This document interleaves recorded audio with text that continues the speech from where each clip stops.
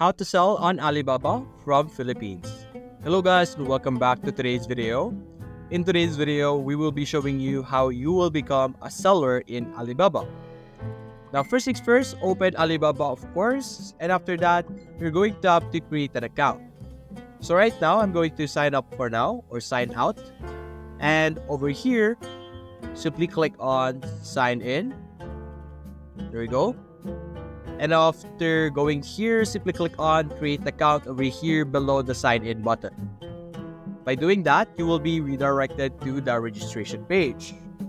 Now simply fill out the necessary information, choose your country as the Philippines, seller of course, then enter your email address, login password, confirm password, company name, full name, and verify your account. And that's basically it. That is how you will become a seller from the Philippines in Alibaba.